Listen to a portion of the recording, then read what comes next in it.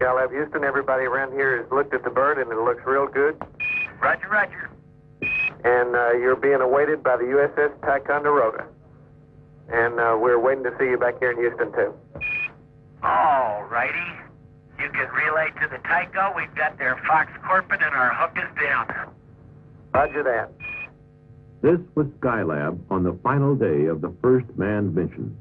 And if you got The crew had this last view as they made preparations for return to Earth. Give it to you here. It had been a successful mission. It's, The large majority of scientific objectives were accomplished. 10 miles. But the bright orange sunshade, the single solar wing, presented a striking reminder of a mission that was something more than routine. A mission that gave new meaning to the term manned spaceflight. Minus 13, 12, 11, 10, 9, 8. We have ignition sequence has started. 6, 5, 4, 3, 2, 1, 0. And we have the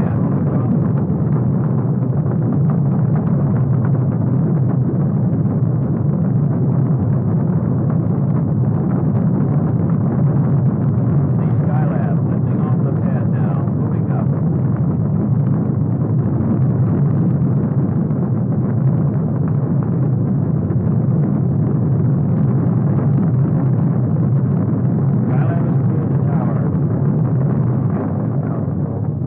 It was the afternoon of May 14, 1973, when the unmanned Skylab Saturn workshop was hurled aloft at Cape Kennedy, on the way to its assigned orbit 236 nautical miles in space. The cloud cover was heavy on launch day and prevented tracking cameras from seeing an event that occurred about 1 minute into the mission. At the point of maximum vibration, telemetry sensed premature deployment of the meteoroid shield, followed by a weak electrical signal from the workshop solar arrays.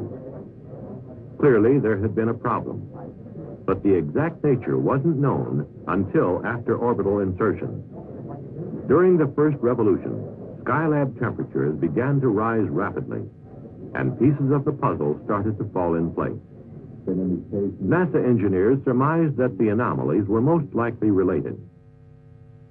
It was felt that the meteoroid shield had been completely lost at deployment, which accounted for the high heat levels. Also, that fragments of the meteoroid shield had jammed or otherwise hindered full deployment of the solar array panels. Failure of these panels, which were designed to furnish about half of Skylab's electrical power, meant that the total power burden would have to be borne by solar panels of the Apollo telescope mount. By early evening, workshop temperatures had risen above the level of safety. Launching of the crew the following day received an indefinite hold, pending satisfactory solutions. Flight support and engineering teams were immediately set in motion to find the answers. At stake was the future of the entire Skylab program. The most urgent need was to achieve a thermal-electrical balance. This meant maneuvering to an optimum flight attitude for solar requirements that were in direct conflict.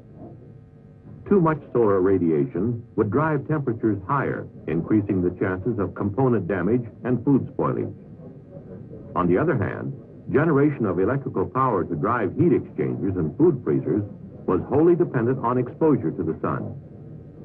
While flight controllers struggled to achieve this delicate balance, other teams had the major objective of designing a thermal shield that could be deployed on the workshop to make it habitable. NASA centers and private industry responded with a variety of shield concepts. The most promising designs were released for fabrication.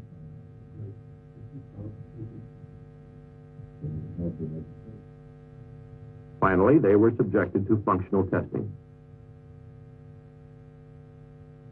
By the fifth day of the mission, the choice had been narrowed to a model called the Parasol. It had good functional reliability, and the crew would be able to deploy it from inside the workshop through a scientific airlock. Another shield, the twin-pole sunshade, would also be carried on the mission as a backup. Here in the Skylab underwater simulator at the Marshall Space Flight Center, crews practiced extravehicular installation of the sunshade in conditions approximating 0G. As for the solar wings, simulation methods were mostly inconclusive. Little was known about the extent of wing damage at this point, and the crew could only speculate on how best to make them deploy. At mission control, solar orientation of the spacecraft had begun to yield positive results. Temperatures, still too high for habitation, were stabilized, and electrical power was sufficient for operating vital systems and equipment. Though still precarious, the situation had been checked. There was reason to believe it would remain stable until the astronauts' launch, now scheduled for May 25th, 10 days behind the original schedule. On the day before launch, the Parasol team raced the clock to deliver the flight article on time.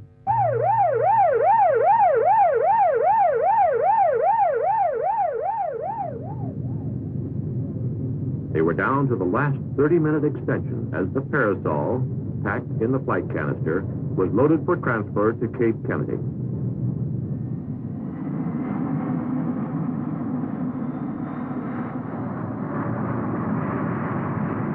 In spite of the rigid schedule, hopes ran high that the Parasol would do the job. Attention now turned to the astronauts who would attempt to put it in place.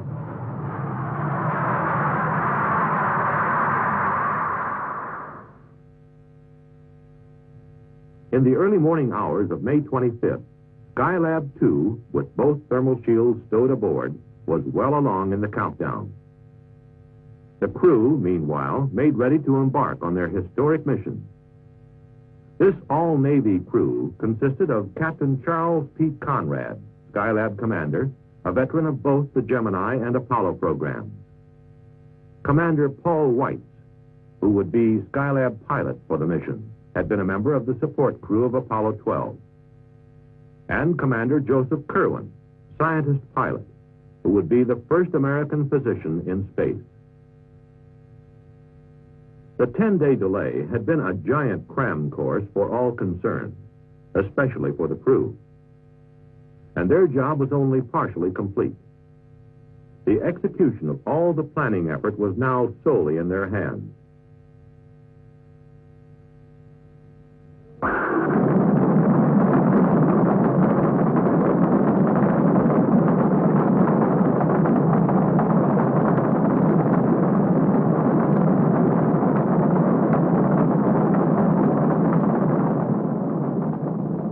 Following a smooth launch, Skylab 2 maneuvered to the proper flight path attitude for its initial downrange orbit. By mid-afternoon, the crew had overtaken the workshop. TV picture beginning to come in now to the control center. Skylab Houston, we're AOS at Guam for the next 10 minutes. Tally ho, the Skylab. We got her in daylight at 1.5 miles, 29 feet per second. Roger, Pete, copy. They effected rendezvous and performed a fly-around to assess the damage. Most predictions were confirmed. Hey, Houston, the meteoroid shield area is solid gold. Roger, copy. In brief description, it is suspected solar wing 2, right? No, 2 is gone. Completely off the bird. Solar wing 1 is in fact partially deployed, and the reason that you've got different readings, not symmetric between your 3 solar panels, is there's a bulge of meteorite shield underneath it in the middle, and it looks to be holding it down. Roger, copy. Okay, Houston, it looks like the meteorite shield and the upper vent panel on the south wing has wrapped around it just slightly. Where are we? Now, my guess is that our easiest thing to do is just go to the end and try and deploy it. Roger, Pete, from which side of the SAS is the meteoroid shield slightly wrapped around it? Is it on the side of the main tunnel? Or Before docking, the crew attempted to free the wing. The other side, Dick. Although the try was unsuccessful, the TV pictures seen here proved invaluable in devising the technique that ultimately worked. Following a night's sleep in the command module, the crew spent the morning of Saturday, the 26th, activating and checking systems in the multiple docking adapter and airlock module.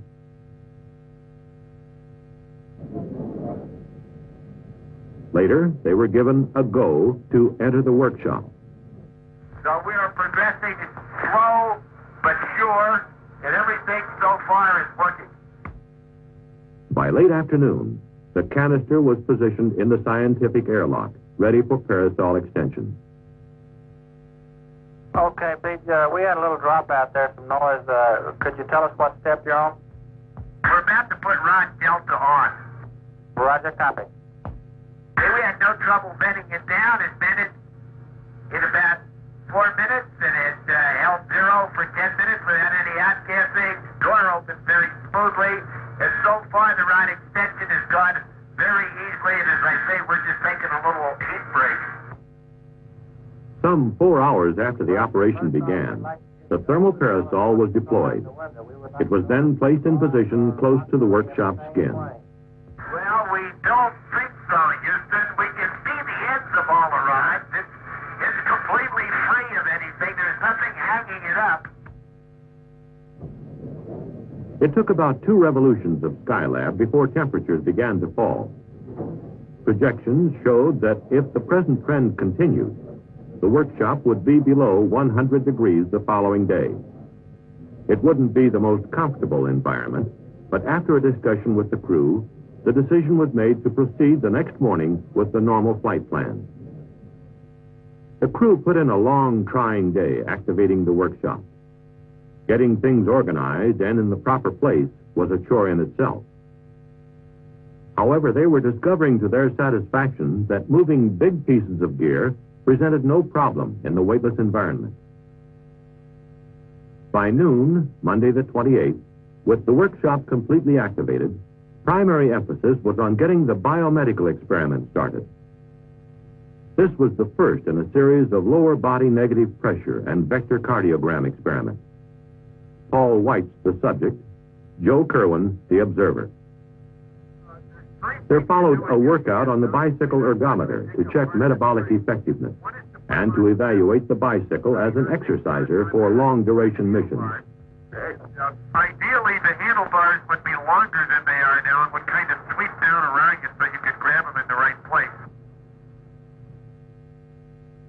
Other medical experiments conducted over the next few days included blood samplings from each crew member to satisfy the 5 blood study experiments.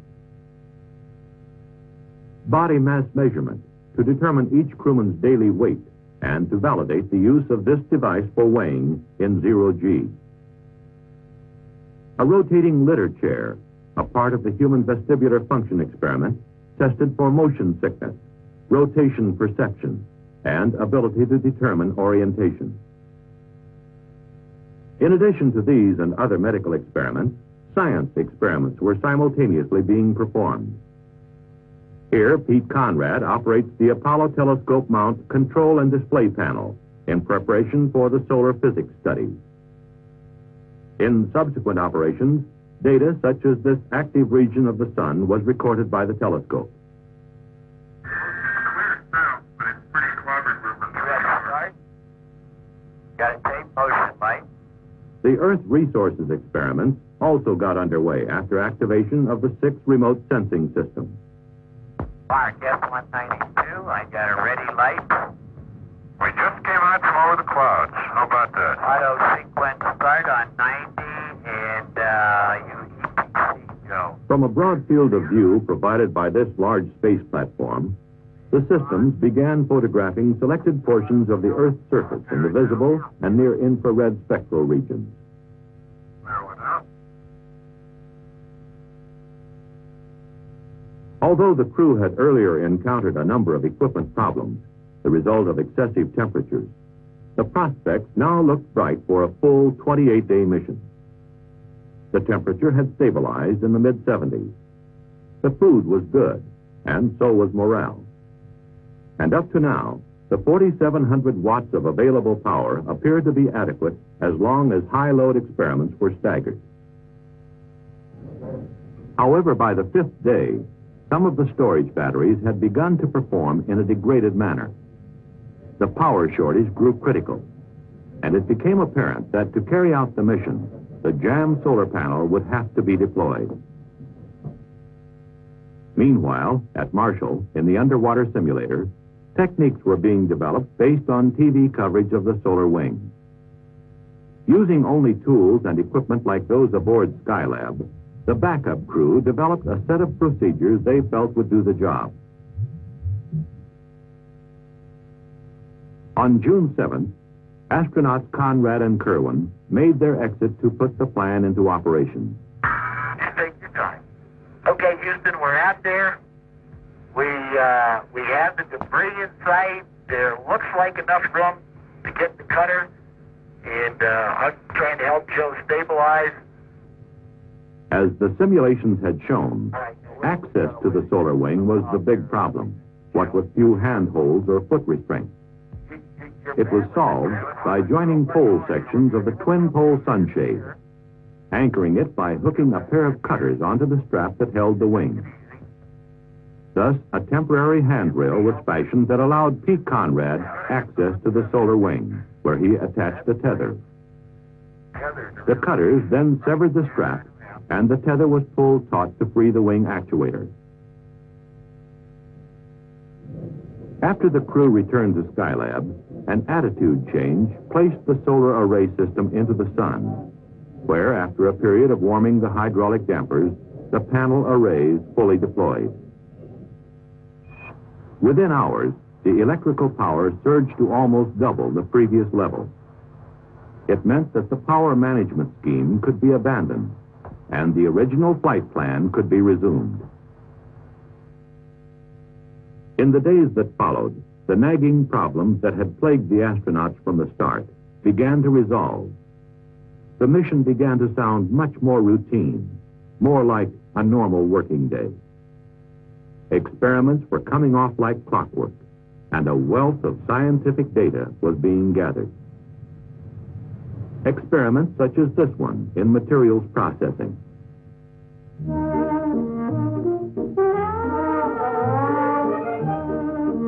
With more leisure, it was not uncommon for the men of Skylab to indulge themselves in the fluidity of movement in zero G.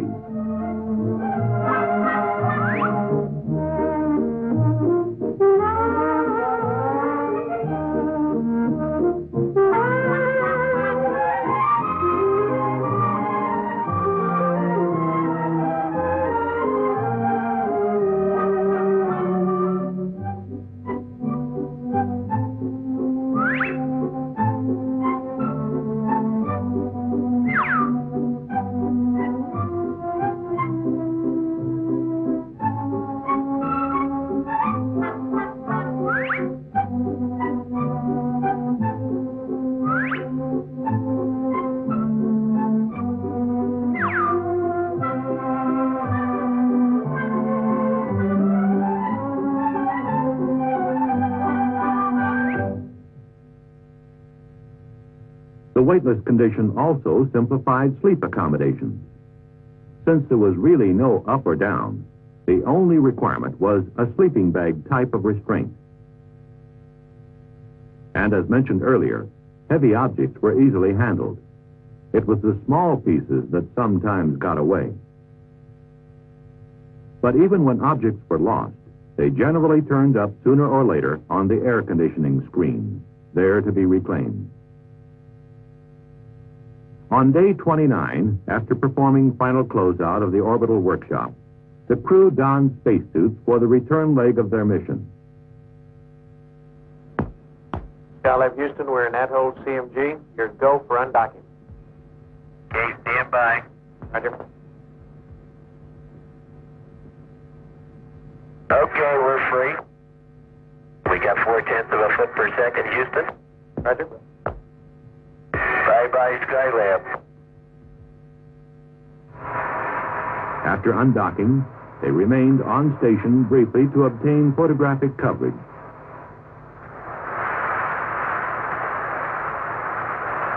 Following deorbit, the command module, its heat shield trailing a fiery plume, re-entered the atmosphere. For the first time in about a month, the crew experienced the forces of gravity. Ticonderoga standing by for sonic boom now. Skylab Houston through round 1. How do you read?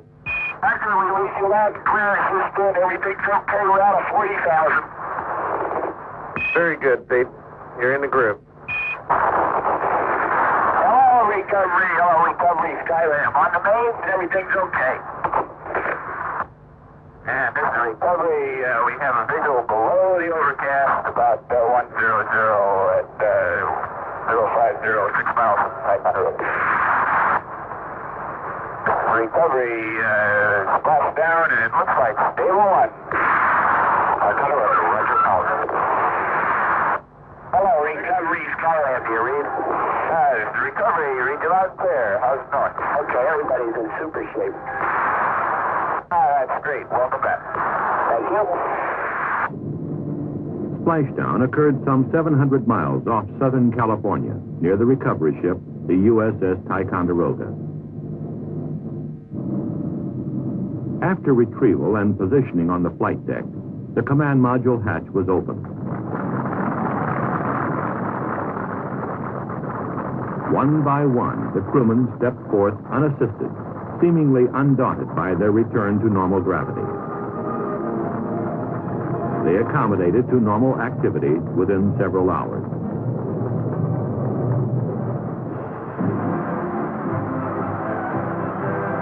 In San Diego, the first Skylab crewmen were received by a vocal and appreciative throng. They had reason to be proud. The large majority of scheduled experimental data was gathered, and all subsystem operational test objectives were achieved. All this in spite of the problems encountered from the start.